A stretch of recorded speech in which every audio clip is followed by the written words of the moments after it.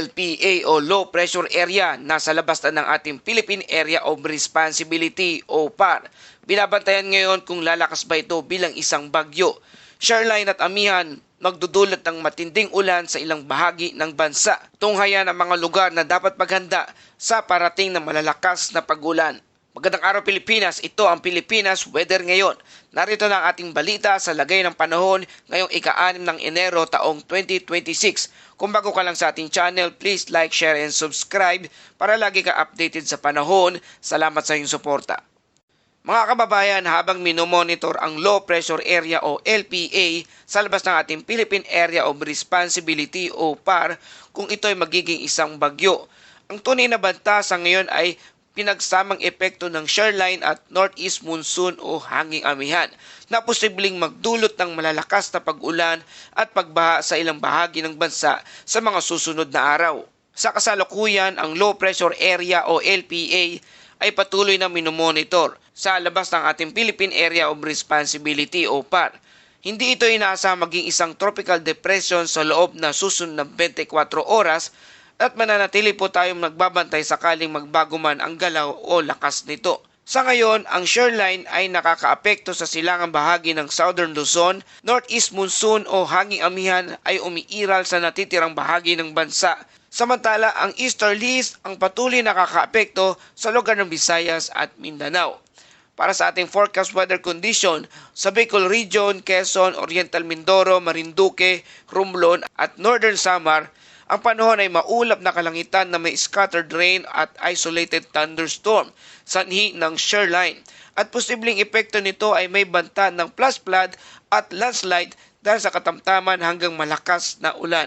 Sa Zamboanga Peninsula, Basilan, Tawi-Tawi at Palawan, ang panahon ay maulap na kalangitan na may scattered rain at thunderstorm dulot ng trap ng Low Pressure Area o LPA.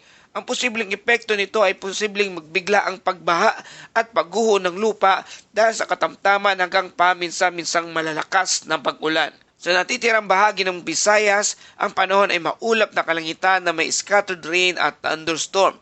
Sanhi ito ng easterlies. Posibleng epekto ay may banta ng flash flood at landslide lalo na sa mga lugar na makakaranas ng tuloy-tuloy na pag-ulan. Sa Cordillera Administrative Region, Cagayan, Valley at Aurora, ang panahon ay maulap na kalangitan na may light rains. Dulot ito ng northeast monsoon o hanging amihan. Walang inaasang malaking epekto sa mga lugar na yan. At sa Metro Manila at natitirang bahagi ng Luzon, ang panahon ay bahagyang maulap hanggang maulap na kalangitan na may isolated light rains. Dulot ito ng northeast monsoon o hanging amihan. Walang significant impact, ngunit possible ang panakanakang ambon sa bandang hapon. Sa natitirang bahagi ng Mindanao, ang panahon ay bahagyang maulap hanggang maulap na kalangitan na may isolated rain shower o thunderstorms dulot ng easterlies. Posibleng epekto ay flash flood at landslide kung lalakas ang thunderstorm activity. At para sa ating forecast wind and coastal water condition, sa Luzon at silangang bahagi ng Visayas at Mindanao, ang lakas ng hangin ay katamtaman hanggang malakas na may direksyong hilaga, silangan hanggang hilaga. Ang kondisyon ng dagat ay katamtaman hanggang maalon na may taas na alon ng 1.8 hanggang 3.5 metro ang taas. Pinapayuhan ang malilit na sasakyang pandagat na mag-ingat o iwasan ang paglalayag sa mga araw na ito. Sa natitirang bahagi ng bansa, ang lakas ng hangin ay mahina hanggang katamtaman. Ang direksyon ng hangin ay hilaga, silangan hanggang hilaga. Ang kondisyon ng dagat ay banayad hanggang katamtaman na may taas na alon ng 0.6 hanggang 2.1 metro ang taas. At para sa ating temperatura, pinakamababang temperatura na itala kahapon ng alas 6:30 ng umaga, 22.4 degrees Celsius. Pinakamataas na temperatura naman, 29 degrees Celsius na itala bandang alas 2 ng hapon. At ang araw ay sisikat mamayang alas 6:23 ng umaga at lulubog naman ito mamayang alas 5:41 ng hapon. Sa ating mga kababayan, may inilabas na heavy rainfall outlook dahil sa patuloy na epekto ng shoreline. Ngayong gabi hanggang bukas ng gabi, inaasahang ang dami ng ulan mula 50 to 100 mm o buhos ng ulan sa mga lugar na apektado: Camarines Norte, Camarines Sur, Catanduanes, Albay, Sorsogon, mas mataas pa ang posibleng dami ng ulan sa mga bulubundukin at matataas na lugar.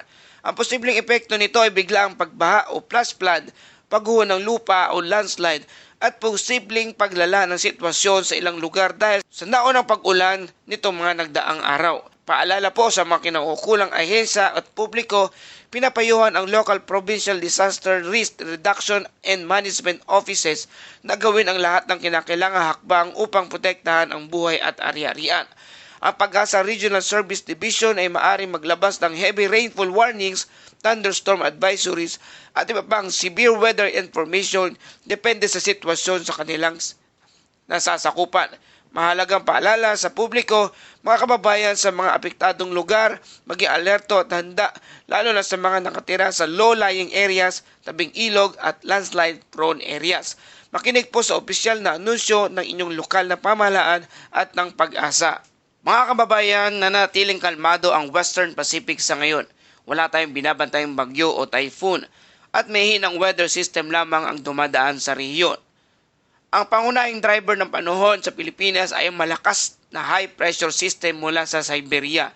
Ito ang nagtutulak ng malamig na hangin patimog na bumubuo ng isang klasikong northeast monsoon o hanging amihan setup. Dahil dito mararanasan natin ang mas malamig na hangin, mahangin na kondisyon, panakanakang pag-ulan lalo na sa mga lugar na malapit sa shoreline. At mga lugar na pinakaapektado ay ang pinakamataas na tsansa ng ulan ay sa Southern Luzon, lalo na sa bandang Bicol Region dahil sa pinagsamang epekto ng amihan at shoreline. Mas malamig at mas tuyo sa Hilagang Luzon kung saan mas nangingibabaw ang malamig at tuyong hanging amihan. Sa Visayas kasama ang Cebu paminsan-minsang pag-ulan, walang sinyalis na mas malalang kondisyon sa ngayon. Mahalagang paalala, hindi ito isang bagyo o typhoon. Ito ay tuloy-tuloy na epekto ng northeast monsoon o hanging amihan na maaring magdala ng paulit-ulit na ulan at malamig na panahon sa mga susunod na araw. Patuloy po tayo magbantay sa anumang pagbabago sa Western Pacific. Samantala, patuloy na nagdudulot ng malalakas na pag-ulan ang shoreline sa Eastern Visayas, partikular sa Northern Samar. Nakaranas ng pagbaha ang barangay Lumalaog sa Las Navas, Northern Samar, musod ng walang patid na pagbuhos ng ulan na dala ng shoreline. Ayon sa Pag-asa, nakataas ang red heavy rainfall warning sa Eastern Visayas kasama ang Samar. Ibig sabihin nito, patuloy ang malalakas hanggang napakalakas na ulan at posible na ang malawakang pagbaha at landslide sa mga apektadong lugar. Ano ang sanhi nito? Ang shoreline ang pagsalubong ng malamig na hanging amihan at mainit na hangin mula sa silangan ang dahilan ng tuloy-tuloy na malalakas na ulan, mabilis na pagtaas ng tubig sa mga ilog at mabababang lugar.